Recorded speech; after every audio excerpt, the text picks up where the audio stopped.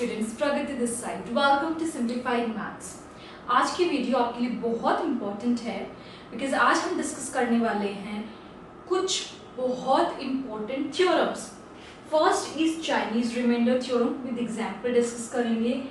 Euler's 5 function with examples discuss करेंगे, इनकी properties discuss करेंगे। Gauss theorem, tau function, sigma function examples के साथ, प्रॉपर्टीज के साथ डिस्कस करेंगे। So don't miss this video. इस वीडियो को एंड तक देखिए। This is very helpful for BSc, MSc and CSIR NET aspirant students. So let's get started.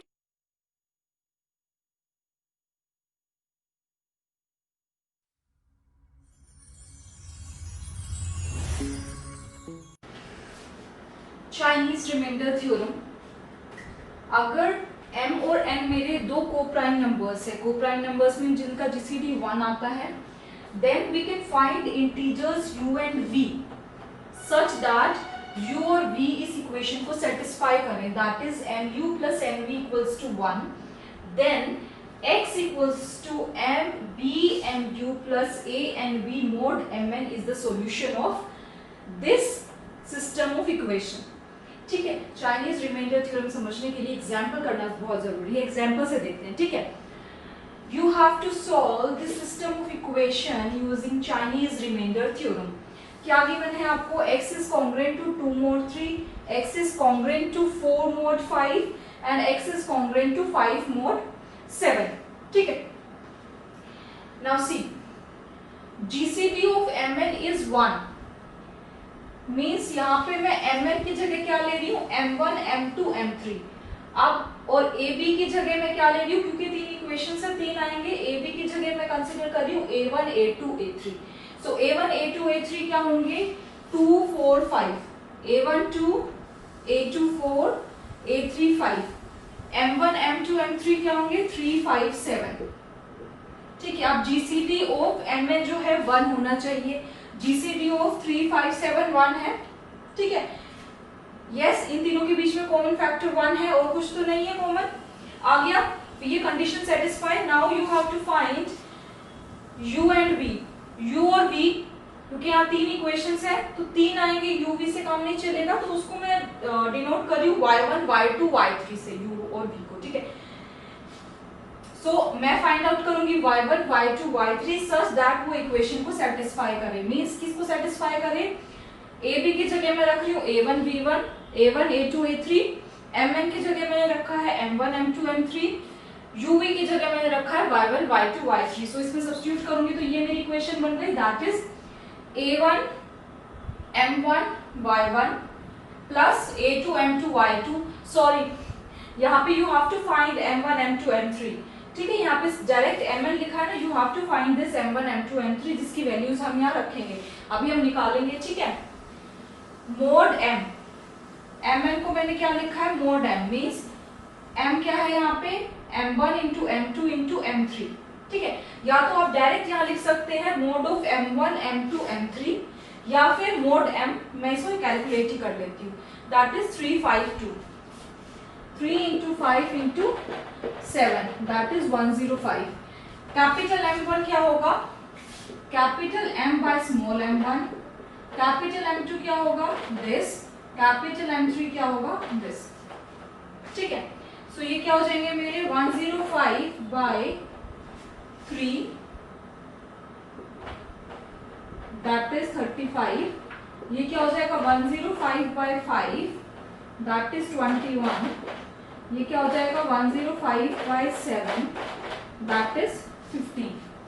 ठीक है, आ गए, मुझे वैल्यूज मिल गई a1, a2, a3 की, m1, m2, m3 की और m की।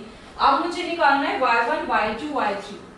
ठीक है, इंटीजर्स u और v की जो बात कर रही हूँ, y1, y2, y3। अब y1, y2, y3 कैसे निकलेंगे वो देखो। y1, uv इंटीजर्स निकालने हैं so that this condition is satisfied. अब ये बताऊंगी कैसे होगी। ठीक है, वो निकालने के लिए आपको क्या करना है? m1 y1 congruent to 1 mode m1। ठीक है, ये इक्वेशन याद रखना आप। कैसे निकालेंगे हम? m1 y1 is congruent to m mod m1। ठीक है, मैं इनकी वैल्यूज ना अलग से लिख देती हूँ। m1 मेरा आया है 35, m2 मेरा आया है 21, M3 मेरा आया है 15, ठीक है। अलग से मैंने इनकी वैल्यूज लिख दी हैं यहाँ पे 3, M2 5, M3 7, ठीक है। सारी वैल्यूज मैंने लिख दी हैं। अब हम निकालेंगे y1, y2, y3 और लास्ट में हम इस इक्वेशन में सब्स्टिट्यूट कर देंगे and this will be your answer, ठीक है। अब देखो m1 y1 is congruent to 1 mod m1।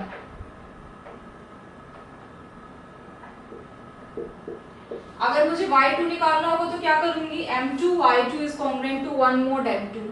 y3 निकालना होगा तो m3 y3 is congruent to 1 mod m3, ठीक है। अब कैसे निकालेंगे, m1 क्या है मेरा 35, y1 मुझे निकालना है, स्मॉल m1 मेरा क्या है 3, ठीक है। अब क्या करेंगे, जो ये और ये क्वांटिटी होती है इनको डिवाइड करो और जो रिमाइंडर आता है वो मुझे यहाँ लिखना है। मीन्स अगर मैं 35 को 3 से डिवाइड करती हूँ तो मुझे क्या मिलेगा 11 इंटू 3 प्लस 2, सो रिमाइंडर क्या है 2। 2 को मैं इस साइड लिख दूंगी, 2y1 इज कॉन्ग्रुएंट टू बाकी क्वांटिटीज ऐसे mod 3, ठीक है। इसको इससे डिवाइड करना है, जो रिमाइंडर आएगा उसको 35 की प्लेस पे लिखना है, ठीक है। आप ये ध्यान रखना y1 निकालने के लिए मुझे y1 का कोएफिशिएंट 1 चाहिए, मींस मुझे यहाँ पे 1 लाना है। यहाँ पे y1 का कोएफिशिएंट 1 आ जाएगा, उसके बाद जो यहाँ क्वांटिटी बचेगी वो मेरी y1 की वैल्यू होगी, ठीक है। सो मैं यहाँ पे 1 कैसे लाऊंगी, मींस मैं जब इसको 3 से डिवाइड करूंगी तो मेरा रिमाइंडर 1 आना चाहिए। तो मैं इस कंप्लीट इक्वेशन को किससे मल्टीप्लाई करूं सो दैट मैं यहाँ पे ऐसी क्वांटिटी ले आऊं, इसको अगर मैं इससे डिवाइड करूं तो मेरा रिमाइंडर 1 आ जाए। अगर यहाँ पे 4 आ जाता है तो 4 को अगर मैं 3 से डिवाइड करती हूँ तो मेरा रिमाइंडर 1 आ जाएगा। अगर रिमाइंडर 1 आ जाएगा तो 1 by 1 में लिख सकूंगी, yes.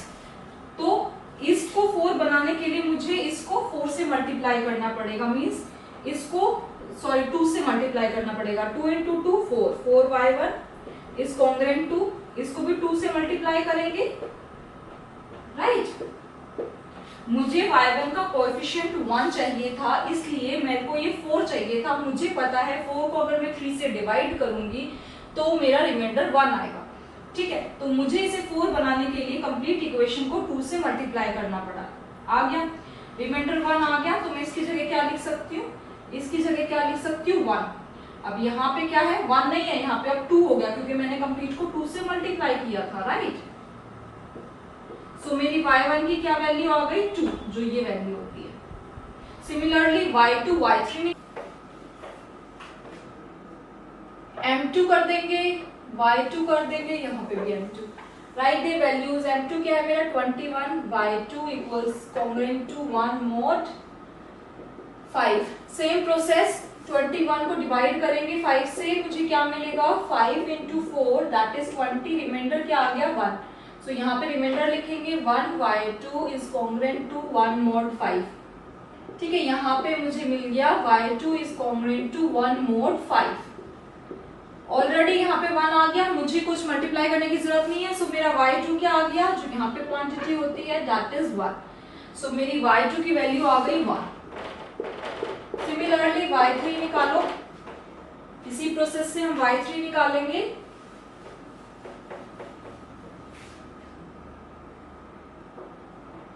What is M3? 15.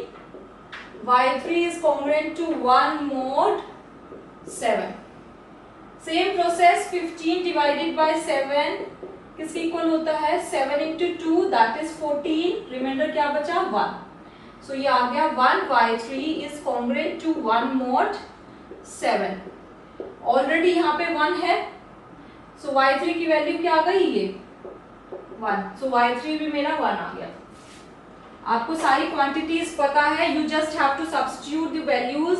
x निकालो, सो देखो x मेरा क्या आ गया a1, what is a1 2 into 35 into y1 is 2 plus a2 is 4 into 21 into 1 plus a3 क्या है मेरा 5, m3 is 15, y3 is 1। Mode m क्या आया था मेरा, m क्या था m1 m2 m3 का मल्टीप्लीकेशन जो मेरा आया था 105, जस्ट सिंप्लीफाई। ठीक है, x को मैंने सिंप्लीफाई किया, इस सब को मल्टीप्लाई किया तो मुझे मिल गया 299 मोड 105 एज इट इज। अब आप इसे और भी सिंप्लीफाई कर सकते हो, ये क्वांटिटी इस क्वांटिटी से बड़ी है, डिवाइड कर सकते हो। ठीक है, सो मैंने 299 को 105 से डिवाइड किया, मुझे रिमाइंडर मिल गया 89। जो मुझे रिमाइंडर मिलता है वो यहाँ लिखता है, मींस ये क्वांटिटी इस क्वांटिटी से छोटी होनी चाहिए, अदरवाइज आप और सिंप्लीफाई कर सकते हो। ठीक है, सो मेरा आंसर क्या आ गया, x इक्वल्स टू 89 मोड 105। ठीक है, सो x की वैल्यू क्या आ गई मेरी 89। ठीक है, यहां से x क्या आ गया मेरा 89 और सिंप्लीफाई किया तो नाउ सी आपका आंसर ठीक है या नहीं, इसको हम चेक भी कर सकते हैं। हमें क्या गिवन था क्वेश्चन में, that x is congruent to 2 mod 3, x is congruent to 4 mod 5, x is congruent to 5 mod 7। x की जगह उसकी वैल्यूज लिख दी और चेक कर लो, अगर ये कंडीशन सेटिस्फाई हो रही है मींस कंप्लीटली डिवाइड हो रहा है, रिमाइंडर 0 आ रहा है, it means yes your answer is correct. So 89 minus 2 by 3 किया मैंने 29, कंप्लीटली डिविजिबल, रिमाइंडर 0। ऐसे 89 माइनस 4 डिवाइडेड बाय 5 किया 17 आया, completely divisible. 89 minus 5 divided by 7 किया तो मेरा 14 आया, completely divisible. So my answer is correct. ठीक है, इजी है ना Chinese remainder theorem. Next is Euler's phi function. It is a function from positive integers to positive integers and it is defined with the symbol phi from z plus to z plus, that is positive to positive integers. ठीक है, so phi n अगर मुझे निकालना है, यहाँ पे phi n क्या होगा मेरा, सारे वो नंबर्स लेने हैं natural numbers which are less than or equals to n and coprime to n, means n के साथ अगर जीसीडी ले उस नंबर का सो वो 1 आए, कॉमन फैक्टर 1 आए। ठीक है, वो सारे नंबर्स जो इससे कम हो और इसके साथ को प्राइम हो। ठीक है, प्रॉपर्टीज देख लेते हैं फिर एग्जांपल से समझेंगे।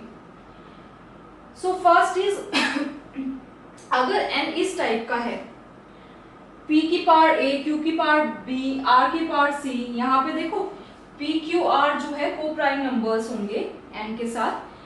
ठीक है, इनके अगर पावर हो इस टाइप से 2 की पावर 3, 3 की पावर 2, 5 की पावर 1, ठीक है, इस टाइप से आ गया अगर मेरा n इस टाइप से आ गया, फिर ABC belongs to positive integers, तो उसका क्या होगा answer n into 1 minus 1 by p, 1 minus 1 by q, 1 minus 1 by r।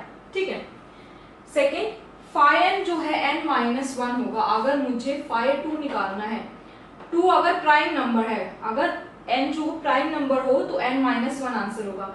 सो इसका आंसर क्या होगा 1, phi 2 is a prime number. ऐसे ही 5 का निकालूंगी तो क्या मिलेगा मुझे 5 माइनस 1 दैट इज 4। ठीक है, ये n प्राइम नंबर होना चाहिए तभी हम निकाल सकते हैं। p अगर प्राइम नंबर है और k ग्रेटर देन 0 है, देन phi ऑफ p के क्या हो जाएगा, आप इस फॉर्मूले से निकाल सकते हैं। ठीक है, इस फॉर्मूले में क्या था n जो यहाँ पे नंबर आता है, सिमिलरली जो यहाँ पे नंबर है वो ये रहा, into 1 minus 1 by p, 1 minus 1 by p, यही तो नंबर्स हैं। ठीक है, तो ये वाला जो फॉर्मूला है ना ये हर जगह एप्लीकेबल है, ये इसी से ही आया है, सो इसको अलग से याद रखने की जरूरत नहीं है, आप यहाँ से कर सकते हैं। ठीक है, phi 2n equals to phi n होगा अगर n जो है ओड इंटीजर हो जाए। ठीक है, phi n tends to infinity as n tends to infinity, phi m into n करेंगे, ये ध्यान रखना यहाँ पे जो n और m है वो को प्राइम नंबर्स होने चाहिए, दोनों का जीसीडी क्या है 1, phi m into n अगर दोनों को प्राइम है तो phi m into phi n हो जाएगा। जैसे यहाँ पे अगर मैं निकालूं, ये 8 है ये 9 है, दोनों का जीसीडी 1 है, सो मैं इसको लिख सकती हूँ phi of 2 power 3 equals to phi of 3 power 2 into phi of 5, separate कर सकती हूँ because these 3 are coprime. ठीक है, नेक्स्ट इज phi n जो है इवन नंबर होगा for all n greater than equals to 3।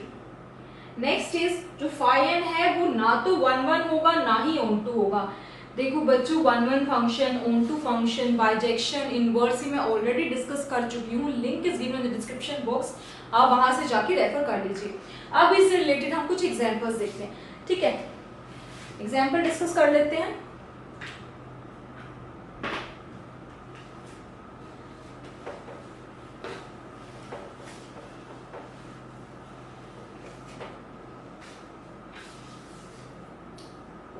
5 7 निकालो। नेक्स्ट इज 5 to 40 निकालो।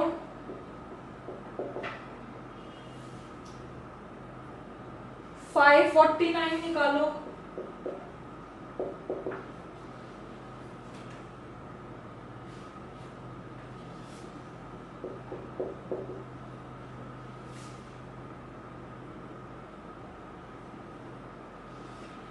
फाइव सेवन, यहाँ पे 7 प्राइम नंबर है, मीन्स मुझे लगाना है ये वाला, जहाँ पे n प्राइम नंबर हो क्या हो जाएगा n-1, that is 7 - 1, that is 6, right. 5 to 40 में क्या करेंगे, पहले एलसीएम लो, ब्रेक करो इसको एंड देन टेल मी।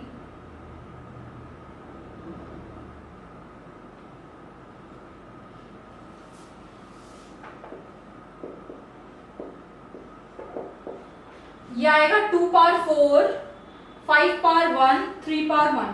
इसको मैं ब्रेक कर सकती हूं,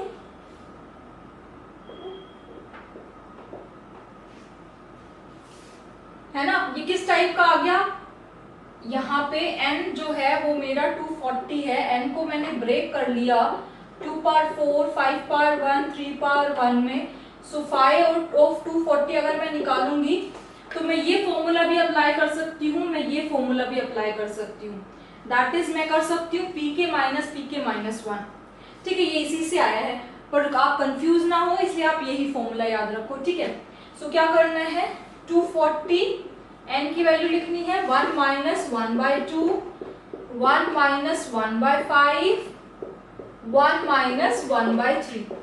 just simplify it, take the LCM, you will get 64 is your answer, right। next 549, इसको 5 of 7 square लिख सकते हैं, yes or no। अच्छा, क्या मैं ये फॉर्मूला अप्लाई कर सकती हूँ, yes tell me।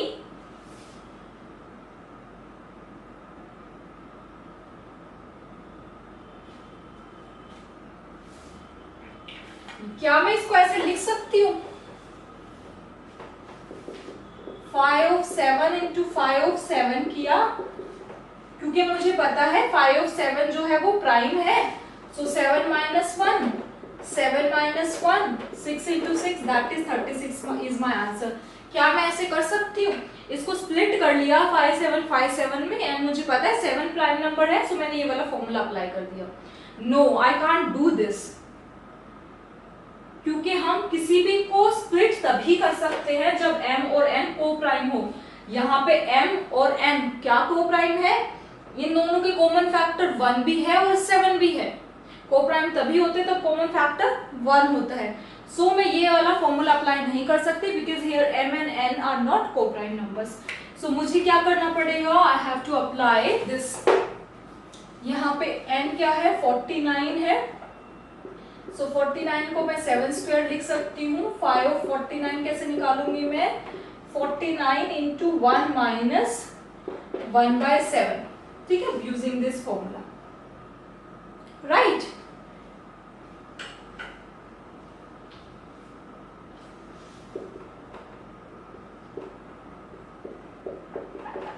Two is your answer. एक चीज और है, 5 1 जो है मेरा 0 होता है, सो 5 1 की पावर 10 क्या हो जाएगा, that is also 0, right. Euler's theorem देख लेते हैं, ठीक है।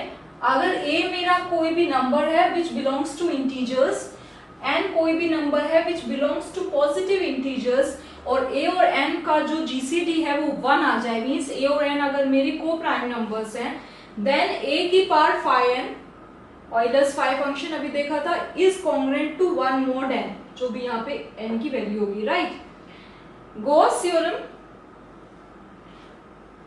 अगर n मेरा पॉजिटिव इंटीजर्स में बिलोंग कर रहा है तो जो n होगा वो होगा 5d1 plus 5d2 up to so on up to 5dk, जहां पे d1 d2 up to so on up to dk जो है पॉजिटिव डिवाइजर्स है n के, ठीक है। टाउ फंक्शन देखो, टाउ और सिग्मा फंक्शंस के एग्जांपल हम एक साथ डिस्कस करेंगे एक ही एग्जांपल में। पहले देख लेते हैं होता क्या है। जो टाउ फंक्शन है ना, ये निकालेंगे, इसका मतलब हम निकालते हैं number of positive divisors of n। कितने पॉजिटिव डिवाइजर्स है n के, वो यूज होता है टाउ फंक्शन।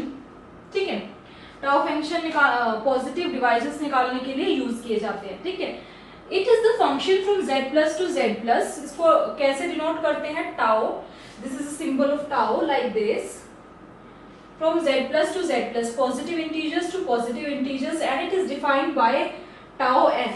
इसका मतलब होता है number of positive divisors of n। इसकी कुछ प्रॉपर्टीज हैं, कुछ प्रॉपर्टीज सिमिलर हैं ऑयलर्स पाई फंक्शन के, थोड़ी भी अलग भी है।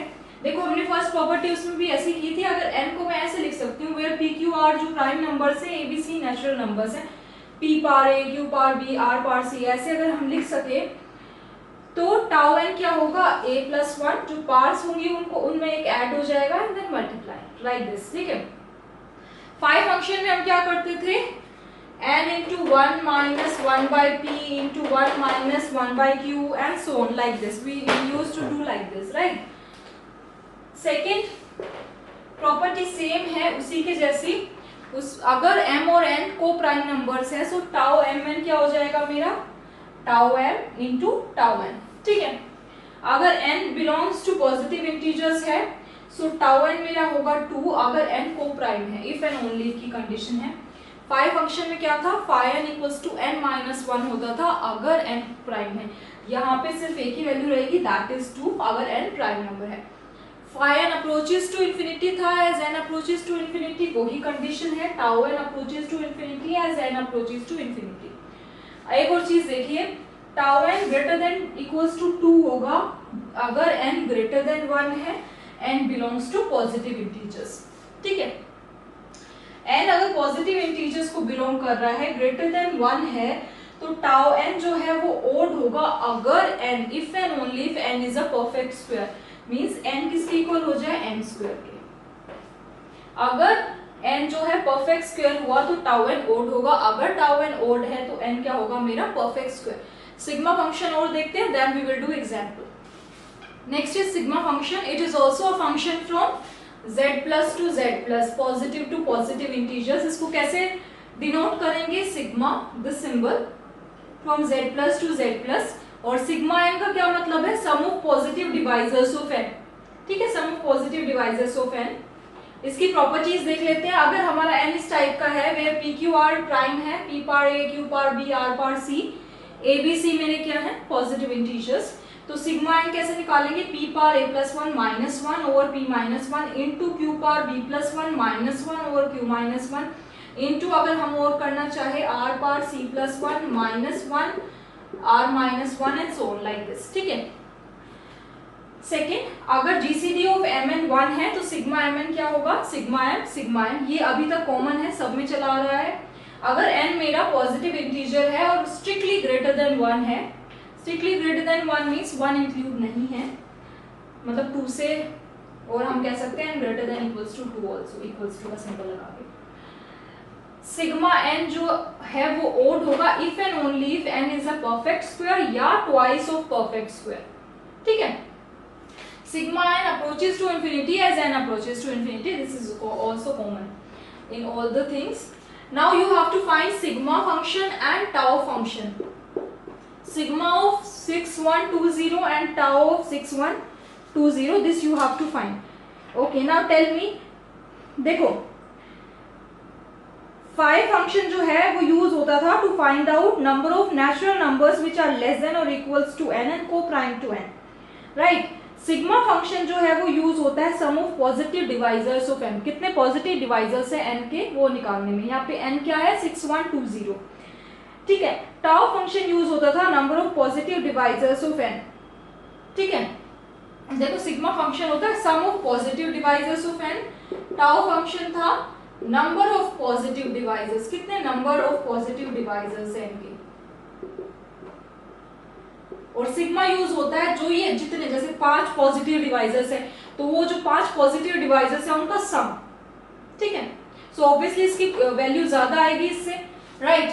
आप देखो सबसे पहले मेरा n क्या है यहाँ पे 6120, सबसे पहले काम तो अगर हम फाई फंक्शन निकाले, सिग्मा फंक्शन या कुछ भी फंक्शन निकाले, सबसे पहले हमें इसे ब्रेक कर लेना है, टेक एलसीएम, प्राइम में कन्वर्ट करना है, प्राइम नंबर्स में। सो ये मेरा आ गया 2 पार 3, 3 पार 2, कैसे किया मैंने, एलसीएम लिया है। एलसीएम लेती गई, एवरीवन नोस, मैं मान के चल रही हूँ सबको एलसीएम लेना आता है। 2 cube minus 3 square minus 2 cube into 3 square into 5 into 17, ठीक है। तो सबसे पहले हम टाउ फंक्शन निकालते हैं। टाउ फंक्शन में क्या होता था, अगर इस टाइप का मेरा नंबर आता है तो टाउ एन कैसे निकालते थे हम, a+1 b+1 c+1 and so on, ठीक है। यहाँ पे टाउ ऑफ 6120 क्या आ जाएगा, क्या पार है 3+1, पार क्या है यहाँ पे 2+1, इसकी पार क्या है 1 और इसकी पार क्या है 1, पार की वैल्यू लेनी होती थी, right. So just make notes. So ये मेरा आ गया 45, मीन्स इसमें कुछ नहीं करना होता, जो आपकी पार है उसमें एक एक ऐड करो एंड देन मल्टीप्लाई कर दो टाउ फंक्शन। सो ये मेरे आ गए 48 मेरे नंबर ऑफ पॉजिटिव डिवाइजर्स हैं इसमें। अब जो ये नंबर ऑफ पॉजिटिव डिवाइजर्स हैं इनका सम कितना होगा वो हम निकालेंगे सिग्मा फंक्शन से, ठीक है, सिग्मा फंक्शन की हेल्प से।